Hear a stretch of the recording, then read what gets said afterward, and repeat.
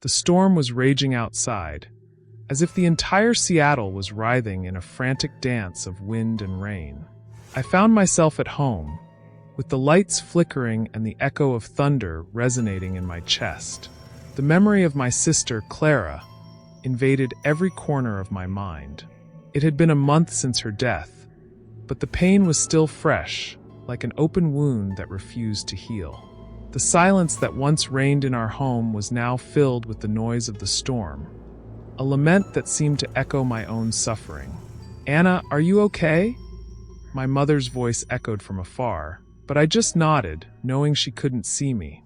In recent days, we had become strangers to each other, each dealing with the loss in different ways. While she took refuge in daily tasks, I drowned in memories, searching for Clara in every corner of the house.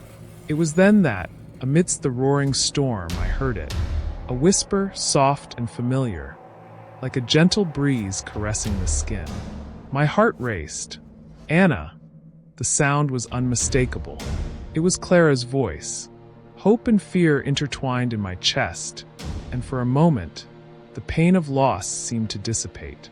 I abruptly got up, looking around as if expecting to see my sister walk through the door, laughing and complaining about the weather.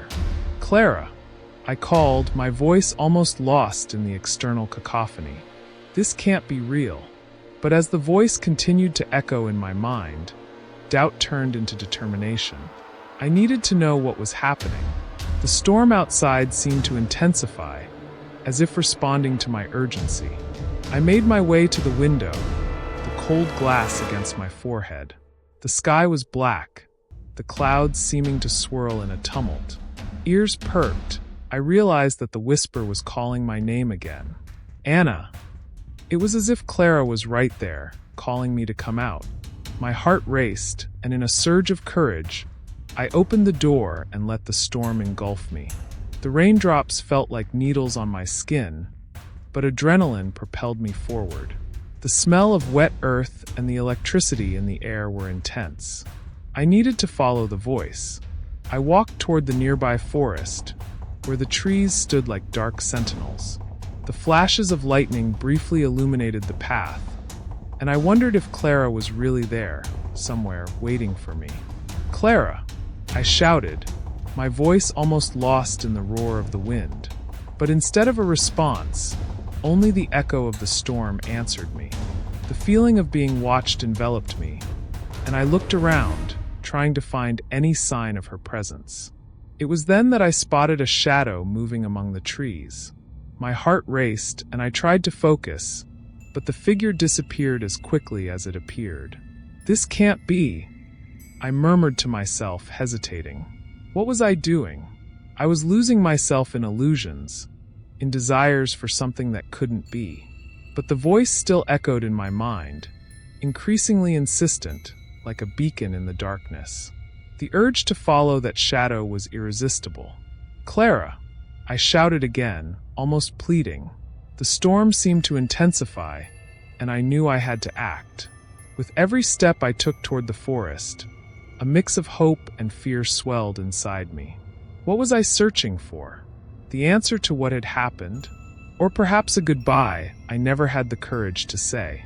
As I moved forward, Clara's voice continued to whisper, and I wondered, could it really be her?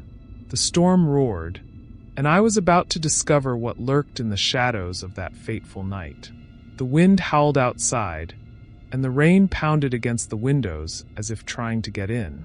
The sound of the storm enveloped the house, but it was the restlessness within me that truly consumed me. The voice still echoed in my mind, soft and familiar, like a whisper that refused to be forgotten. I needed to go to the cemetery. I needed to feel my sister's presence. The urge was uncontrollable, as if something inside me was being called to that place. I put on a thick coat, grabbed an umbrella, and stepped outside, feeling the cold water hit me as soon as I opened the door. The darkness of the night felt denser, and every step I took toward the cemetery was like crossing a threshold between the real world and something deeper, something darker. With each flash of lightning illuminating the sky, A new wave of memories surged in my mind. The laughter, the shared secrets, the plans we built together. And now everything seemed lost. Upon arriving at the cemetery, I was greeted by an almost palpable silence, broken only by the sound of the rain. The gravestones rose like guardians of forgotten stories, and I made my way directly to my sister's grave. My heart raced, and a feeling of anticipation enveloped me. I felt her presence there, as if somehow she was still with me. "Hi, Mia," I murmured, kneeling in front of the headstone. "I miss you so much." Tears streamed down my face, mingling with the rain that fell upon me.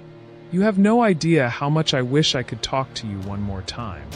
The voice that whispered to me seemed more intense now, as if responding to my call. As I looked at the name carved on the cold stone, something glimmered among the flowers that were there. Curious, I approached and found a small diary, with a worn cover and yellowed pages. "What is this?" I murmured, holding the diary carefully. I opened it slowly, and the words I found intrigued me. Notes about our family, kept secrets, unresolved mysteries. My sister had written about something that troubled her, something I never knew. "You always were so good at hiding your worries, weren't you, Mia?" I spoke aloud as the wind rustled through the trees. "Why didn't you ever tell me?" The answer came in the form of a whisper. "Anna!" The voice seemed clearer now, more insistent. I looked around, searching for the source, but all I saw were shadows dancing in the flickering light of the lightning. "Please, tell me what happened," I pleaded, my voice trembling. "Why did you leave?" The silence that followed was deafening. The rain continued to fall, but something in the air felt changed. The diary in my hands seemed to pulse with energy, as if carrying a burden that needed to be revealed. The voice whispered again, and this time, the words were more than a distant echo. "The truth is hidden, Anna. You need to look deeper." My heart raced, and a chill ran down my spine. What did that mean? The truth about Mia's death? I wasn't ready for that. "But what do you mean by that?" I asked, feeling hope and fear battling within me.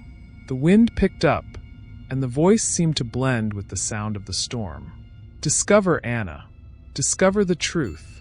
In that moment, I realized that my search for answers was just beginning.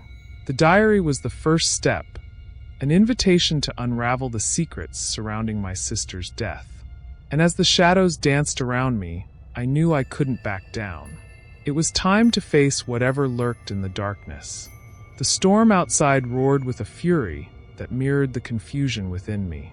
The wind whistled through the cracks of the house, and each thunderclap seemed to echo the rapid beats of my heart. I was sitting on the couch, my trembling hands clutching my sister's diary, as her words danced in my mind. Who would have imagined that after her death, I would find myself confronted with such dark secrets?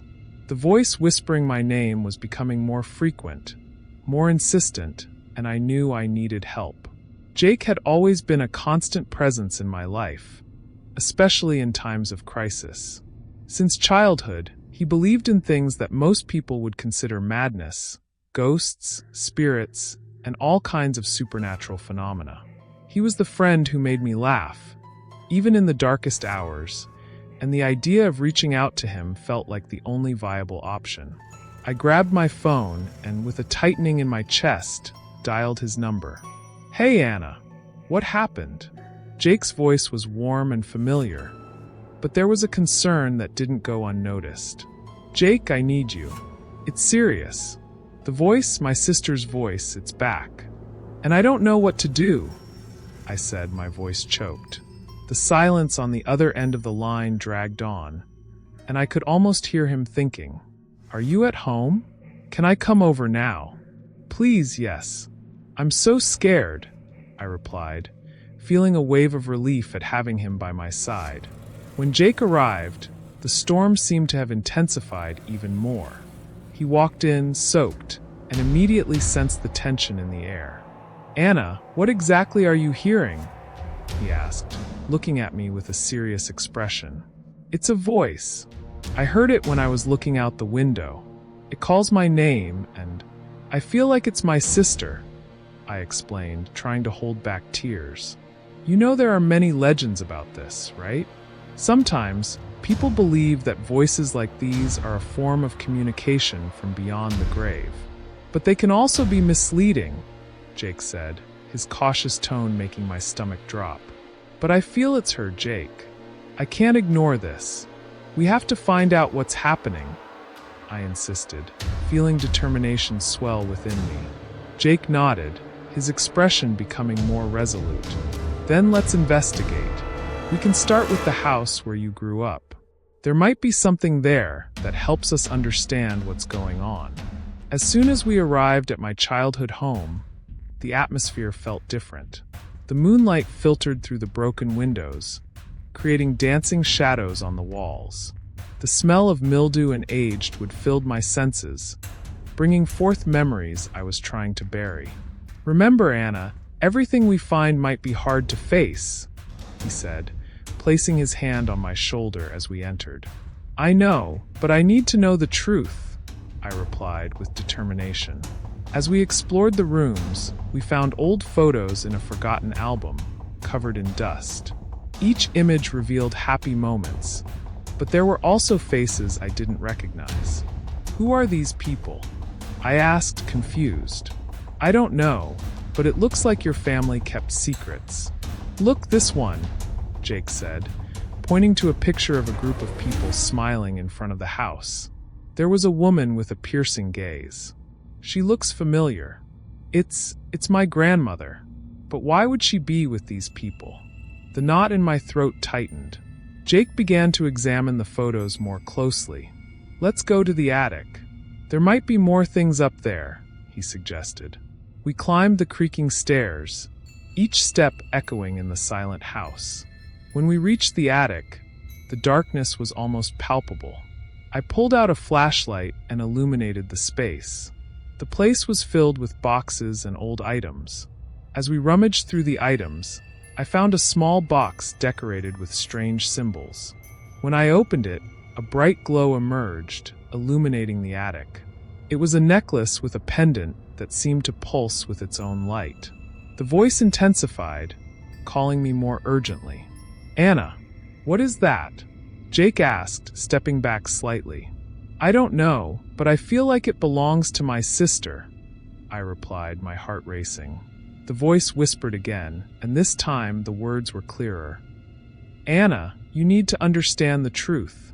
Fear and curiosity intertwined, and in that moment, I knew I was about to discover more than I ever imagined.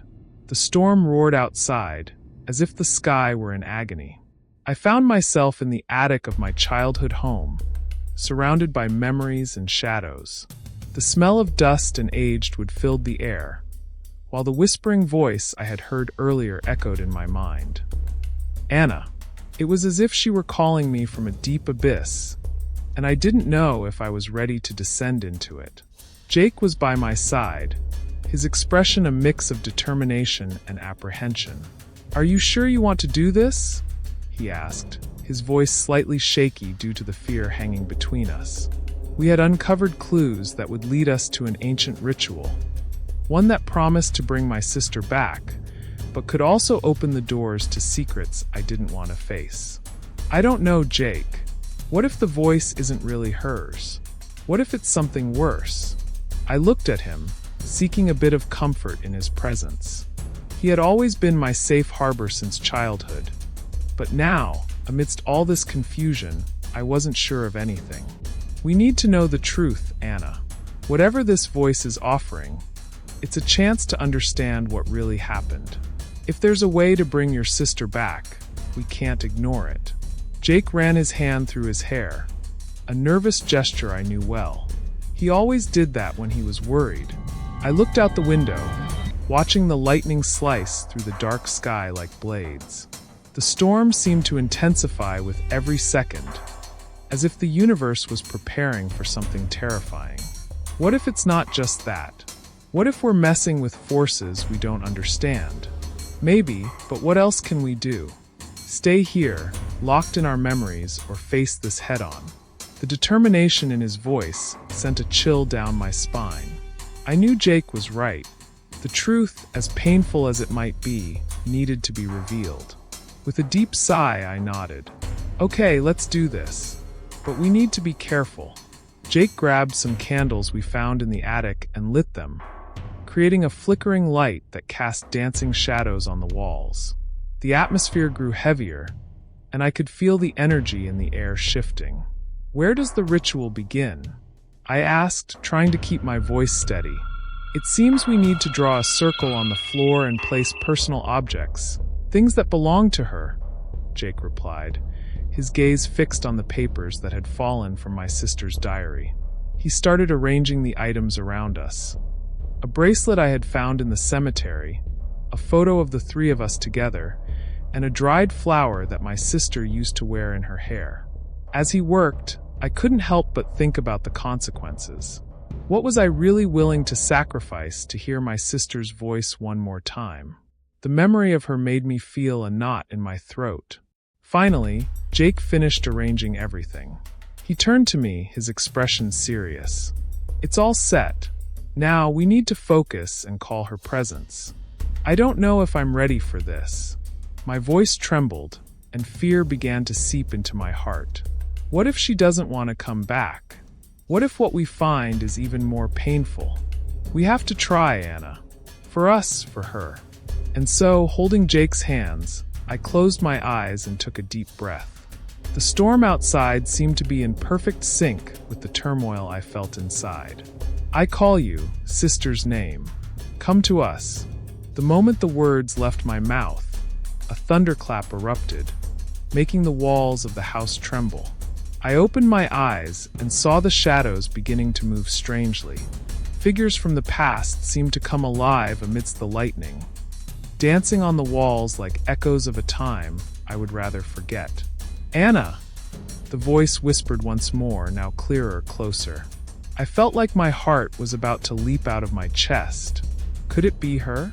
Or was it just an echo of my own pain? The storm roared outside, but inside me, an even greater storm seemed ready to unleash. The storm raged outside, and the house seemed to vibrate with the sound of thunder. The ritual that Jake and I had decided to perform was about to begin, and the tension in the air was palpable. I looked at the shiny object I had found in the attic, a small wooden box carved with symbols I barely understood. The voice that had whispered my name seemed to grow stronger, as if feeding off the storm. Anna, it called, and my heart squeezed every time I heard it. Are you ready? Jake asked, his gaze fixed on the box I held. He looked more serious than ever, and I could feel the anxiety radiating from him. I knew he believed in all this, in the forces we couldn't see, and that my sister's presence could be the key to unlocking the mysteries surrounding her death. I don't know, Jake. What if this is a mistake? The doubt slipped from my lips, but the voice continued to whisper, promising answers I so desperately wanted. I wanted to believe that, at least, I could hear my sister one more time. We need to do this, Anna. If the voice is really hers, maybe we can find out what happened. He seemed determined, and his confidence encouraged me, even though a part of me was terrified of what could happen. With a nod, we began the ritual, positioning the box between us and lighting the candles we had brought. The flickering light danced on the walls, casting shadows that seemed to twist and move. I focused on the flames, trying to push away the dark thoughts threatening to invade my mind. Please come to us, I murmured, my voice almost lost among the thunder. Then the voice whispered again, louder and clearer. Anna. The sensation of her presence was undeniable, as if she were right there beside me. Anna, help me. I'm here, I shouted, adrenaline coursing through my veins. I'm here. Please tell me what happened.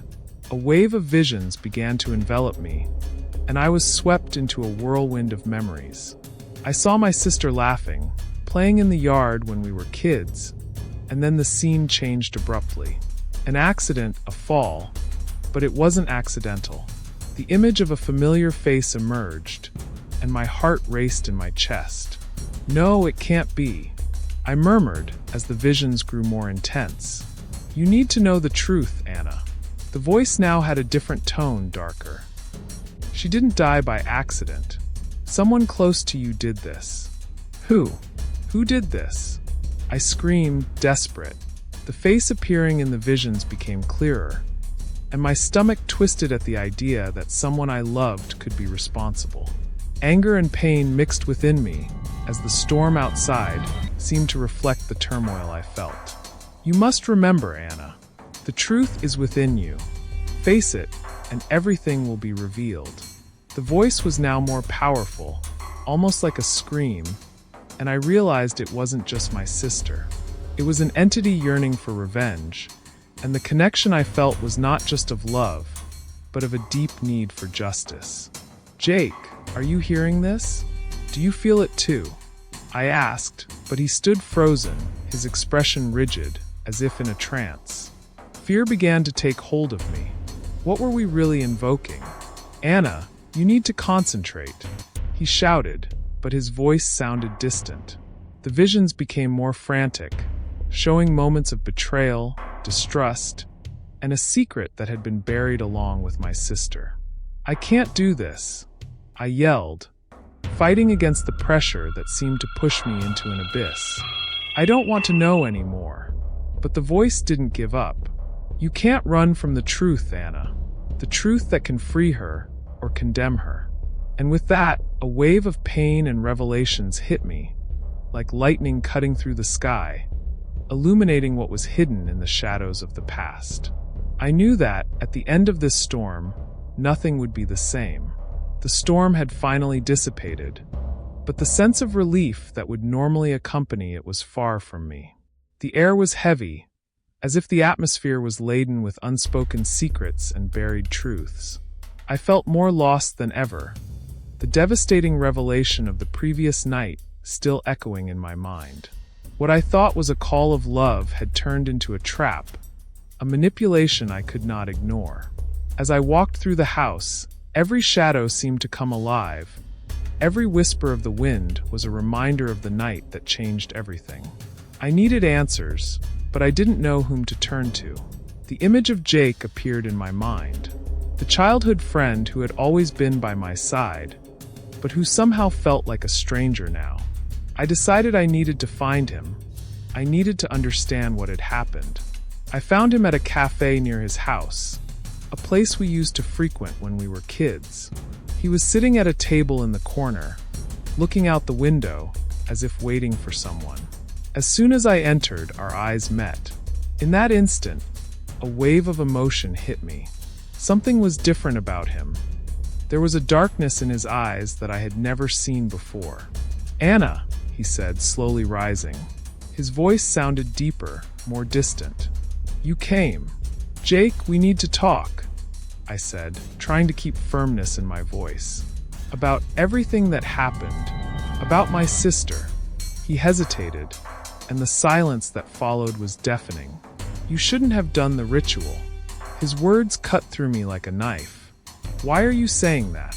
The voice, it called to me. I had to know the truth. Sometimes the truth is a trap, Anna, he replied, his dark look now becoming almost threatening. You don't understand what you're dealing with.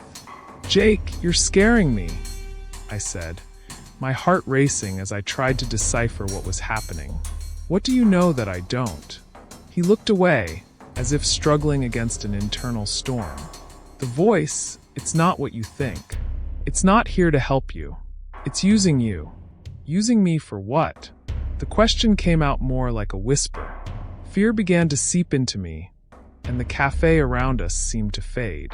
The smell of fresh coffee and the soft chatter of other customers became a distant echo. Jake took a deep breath, and when he spoke again, his voice was tinged with pain. I was responsible for her death, Anna. It was an accident, but I couldn't handle it. And now the voice, it wants you to take revenge on me. His words resonated like thunder in my mind. I couldn't process it. What are you saying? How can you? I was there. That night. I didn't want anything to happen, but it did, and I couldn't save her. His eyes were full of tears, but there was also a hardness that made me question his sincerity. You're telling me it was you? That you caused my sister's death? I could barely speak, disbelief and anger mixing in a turmoil inside me. Jake shook his head, frustration evident on his face. It wasn't intentional, Anna. I never wanted this to happen. The voice wants you to see me as the enemy, but I was your friend, You're a monster, I said, anger boiling inside me. How can you sit here and tell me this? After everything we've been through, I'm not a monster. I'm a man who made a terrible mistake. He was almost shouting now, the pain in his voice palpable. The voice is manipulating you to do something you don't want, something you might regret. I stood up, the chair scraping against the floor with a deafening screech. I don't know what's real and what's not anymore. But one thing I know, you're not my friend anymore. And with that, I left the cafe, the door closing behind me with a snap that echoed like a blow. I walked down the street, thoughts swirling in my mind. The storm may have passed, but I felt like a new storm was just beginning. The voice that was calling me, the truth that was revealing itself, Jake. Everything felt like a great labyrinth of lies and manipulations. And I, at the center of it all, not knowing which way to go.